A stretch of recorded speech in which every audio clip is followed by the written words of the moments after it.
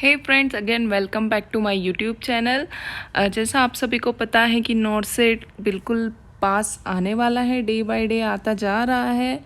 तो इसके लिए हम आपके लिए डेली हमने डिसाइड किया है कि 10 क्वेश्चन लेके आएंगे।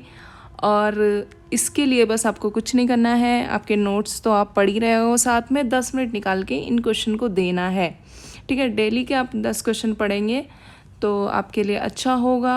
और आपको जब आप नोट्स पढ़ रहे हैं या कुछ भी कर रहे हैं, कोई और बुक पढ़ रहे हैं, तो आपको पढ़ते पढ़ते अगर बोरिंग हो गया है तो 10 क्वेश्चन ये निकाल के देख लेना।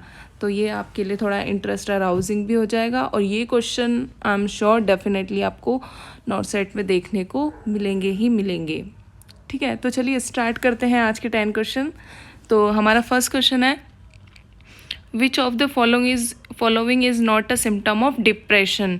इनमें से कौन सा डिप्रेशन का सिम्टम नहीं है? तो ऑप्शन है loss of interest in daily activities, delusion of guilt, suicidal ideas, delusion of grandiosity. तो इनमें से कौन सा डिप्रेशन का सिम्टम नहीं है? तो इसका राइट आंसर क्या होगा? Delusion of grandiosity. अगर पर्सन ऐसा फील कर रहा है, डिल्यूजन ऑफ ग्रैंडियोसिटी का मीन्स होता है कि वो अपने आप को समझता है कि हाँ, यहाँ पे सबसे ताकतवर या सबसे पावरफुल मैं ही हूँ और कोई भी नहीं है। तो डिप्रेशन में तो पर्सन ऐसी एक्टिविटीज़ कर ही नहीं सकता है। ठीक है, ऐसा उसके माइंड में थॉट आएगा ही नहीं। ठीक है, तो राइट आंसर होगा इसका delusion of grandiosity. Next question देखते हैं, Koplik spot are the clinical feature of. Koplik spot जो है किसका क्लिनिकल फीचर है? तो ऑप्शन देखेंगे, pertussis, chicken pox, cholera and measles. तो कॉप्लिक स्पोर्ट्स किसका क्लिनिकल फीचर है? तो राइट आंसर है मीजल्स का। ठीक है, मीजल्स में जो है कॉप्लिक स्पोर्ट देखने को मिलते हैं।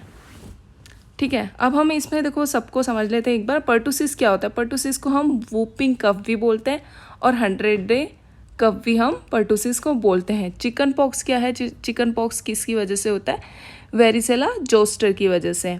ठीक है, एक चिकन पॉक्स होता है, एक स्मॉल पॉक्स होता है। ठीक है, चिकन पॉक्स को हम होता है वेरिसेला जोस्टर की वजह से, जिसमें रैशेस क्या होता है with in 24 hour of fever. अगर फीवर होगा तो उसमें 24 आवर्स के अंदर ही आपको रैशेस दिखाई देंगे, तो वो क्या होगा? Chicken pox. अगर हम स्मॉल पॉक्स की बात करें तो उसमें जिस दिन फीवर आएगा उसके 3 दिन बाद रैशेस अपीयर होंगे।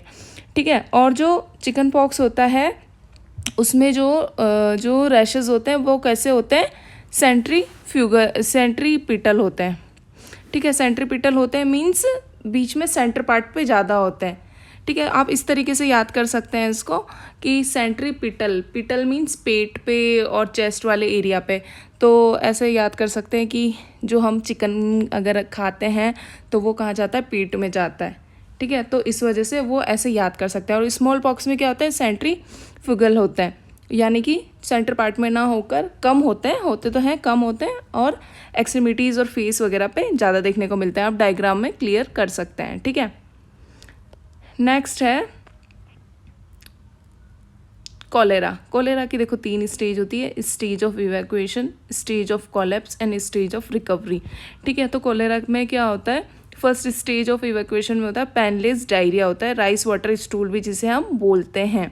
तो जो पर्सन होगा जिसको कॉलेरा होगा तो वो क्या करेगा? मोर देन 14 टाइम्स वो जो है स्टूल पास करेगा। नेक्स्ट है stage of collapse, washerman hand हो जाते हैं और डिहाइड्रेशन हो जाता है। वॉशरमैन हैंड मीन्स जब वो बार बार स्टूल जाएगा तो अपने हैंड वॉश करेगा, तो हैंड जो है बिल्कुल रैशेस टाइप वैसा हो जाता है, तो उस कंडीशन को हम बोलते हैं वॉशरमैन हैंड्स। ये क्वेश्चन आया गया है, पूछा गया है। ठीक है, और डिहाइड्रेशन उसको ऑब्वियसली हो जाएगा। ठीक है, नेक्स्ट स्टेज है स्टेज ऑफ रिकवरी। तो इसमें क्या होता है? रिकवरी होने लगती है, नॉर्मल वाइटल्स पेशेंट के आ जाते हैं। तो इसका स्टेज पूछ लेते हैं कॉलेरा का। ठीक है, एग्जाम में। नेक्स्ट क्वेश्चन पे चलते हैं, inflammation of urinary bladder is termed. अगर यूरिनरी ब्लैडर का इन्फ्लामेशन हो जाता है तो उसे हम क्या बोलेंगे? ऑप्शन है सेप्सिस, यूरेट्राइटिस, ब्लैडर सेप्सिस या सिस्टाइटिस। तो इसका राइट आंसर होगा सिस्टाइटिस। क्या है? Inflammation of bladder. Next question देखेंगे, name of tissue which is widely and abundantly distributed in human body. ठीक है, कौन सा टिश्यू है जो सबसे ज़्यादा जो है ह्यूमन बॉडी में सबसे ज़्यादा पाया जाता है, सबसे ज़्यादा मिलता है? ठीक है, तो ऑप्शन है connective tissue, cartilaginous, lymph and muscular tissue. तो राइट आंसर क्या होगा? Connective tissue. कनेक्टिव टिश्यू जो है ह्यूमन बॉडी में सबसे ज़्यादा होता है। नेक्स्ट क्वेश्चन देखेंगे, which will be confirm the diagnosis of malignancy. तो इसके ऑप्शन हम देखेंगे, sonography, biopsy of tumour, CT scan and MRI. ठीक है, क्वेश्चन पूछ रहा है कन्फर्मेशन या confirm the diagnosis of malignancy. तो कौन सा कन्फर्मेटरी टेस्ट हम मानेंगे मैलिग्नेंसी को डायग्नोस करने के लिए? तो राइट आंसर इसका होगा बायोप्सी। बायोप्सी अगर हम उस ट्यूमर का करेंगे तभी हम उसे कन्फर्मेटरी डायग्नोसिस हम उसका बता सकते हैं। ठीक है, नेक्स्ट क्वेश्चन है, the process to attend and react to a stimulus is known as. ठीक है, कोई भी प्रोसेस किसी चीज़ को अटेंड करने का और उस पर रिएक्ट करने का, कोई भी स्टिमुलस हो रहा है तो उसको हम क्या बोलेंगे? ऑप्शन है percussion, elaboration, interpretation and sensation. तो राइट आंसर होगा परसेप्शन। ठीक है, परसेप्शन बोला जाएगा किसी भी प्रोसेस और स्टिमुलस के रिएक्ट करना और अटेंड करने को। ठीक है, next question, the most important tool for community health worker to promote health is.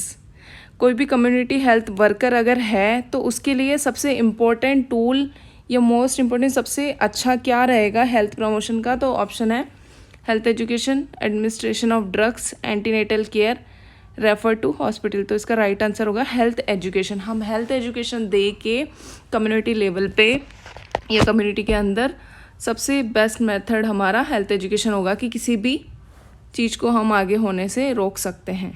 ठीक है, next, most common identified viral pathogen that cause infantile diarrhoea. ठीक है, most common identified viral pathogen, ठीक है, जो कि इन्फेंटाइल डायरिया कोज करता है। तो उसके ऑप्शन है जियार्डिया, रोटावायरस, साल्मोनेला और शिजेला। तो इसका राइट आंसर क्या होगा? रोटावायरस। ये क्वेश्चन पहले भी एम्स में पूछा गया है। रोटावायरस का रूट भी पूछा जाता है, कौन से रूट से देते हैं? तो इसका मोस्ट कॉमनली जो यूज़ करते हैं हम रूट वो है ओरल। इसकी ओरल रूट से देते हैं और 5 ड्रॉप्स जो है डोज दी जाती है। और मेनली ये इन्फेंटाइल है तो इसको 1 साल के अंदर दिया जाता है। ठीक है, वैसे तो 6, 10 एंड 14 है, पर 1 साल के अंदर ज़्यादा इफेक्टिव है ये। ठीक है, और मोस्ट कॉमन रूट याद रखना, पहले भी पूछा गया एग्जाम में, आगे भी पूछ सकते हैं। रोटावायरस वैक्सीन का मोस्ट कॉमन रूट है ओरल। नेक्स्ट क्वेश्चन देखेंगे, daily calcium requirement for lactating mother. अगर कोई मदर अपना ब्रेस्ट फीडिंग करा रही है बेबी को तो उसको कितने कैल्शियम की रिक्वायरमेंट होगी? तो ऑप्शन है 700 mg, 1000 mg, 1200 mg, 500 mg। तो राइट आंसर है 1200 mg कैल्शियम की उसको रिक्वायरमेंट है। ठीक है, नेक्स्ट एंड लास्ट क्वेश्चन आज का, best and easy way to monitor resuscitation in a burn patient is.